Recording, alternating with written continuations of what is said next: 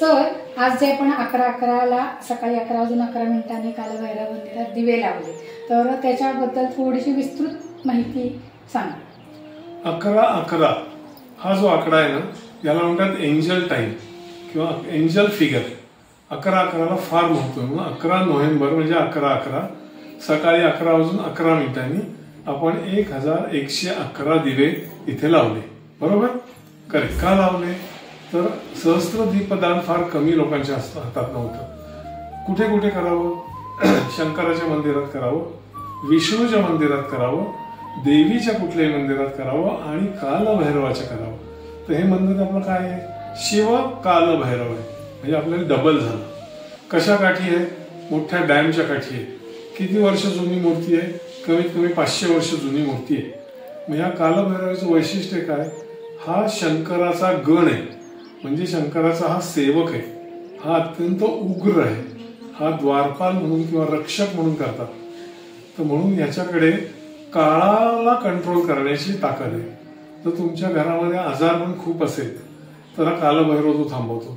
तुमच्या घरामध्ये आधीच कोणी लवकर जाणारे अशी हिस्ट्री असेल तर ते होत नाही. तुम्हाला तो अकाली मृत्यू येऊन देत नाही. घरामध्ये तुमच्या कधी आजार येऊन देत नाही. हे कालभैरवाचे वैशिष्ट्य आहे. आणि जेव्हा तुम्ही 1000 दीप दान करता, सहस्त्र दीप दान करता, तेव्हा नंबर 1 तुमच्या कुळामधले कुठलेही वास्तू हे कुठलेही दोष असतील तर ते सगळे निघून जातात. नंबर 2 तुम्हाला दीर्घायुष्य मिळतं. नंबर 3 तुम्हाला खूप चांगले लोक मिळतात आणि त्याच्यामुळे तुमची छान छान कामं मिळतात. तुमच्याकडे कितीही प्रकारची अडचण असेल आर्थिक, ती आर्थिक अडचण सोडवण्याची ताकद एकट्या कालभैरवामध्ये. म्हणून सहस्त्र दीपदान. ज्योत म्हणजे काय आहे?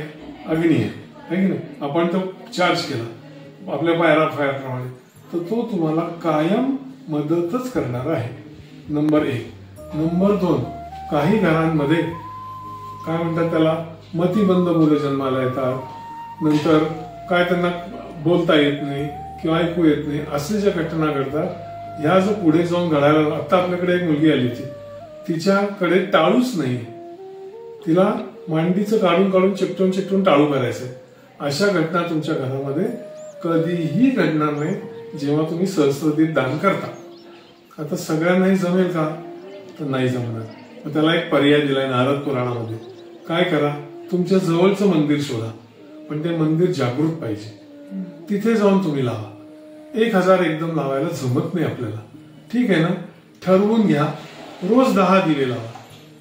जमेल ना? 100 दिवस 110 दिवस झाल्यावर होईल. तेही जमत नाहीये, तुमच्या गुरुकडे जा. त्याच्या गुरुकडे 1 दिवा लावा तरी चालेल. किंवा कुठल्याही सत्पात्री ब्राह्मणाकडे जा आणि रोज 10 दिवे लावा, तरी तुम्हाला सहस्त्र दीपाचं पुण्य तुम्हाला मिळू शकतं. हे इतकं महत्वाचं आहे. तुमचा डीएनए इम्प्रूव्ह होणं याची जी ताकद आहे ती कालभैरवाच्या दीपदानात आहे. म्हणून अग्नी आपलं हे डीएनए शुद्ध करतो, असं मी पॅरामध्ये सांगतो.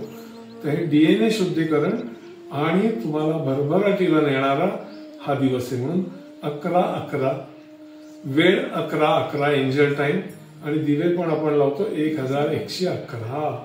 हे याचं महत्व आहे. श्री कालभैरव महाराज की जय.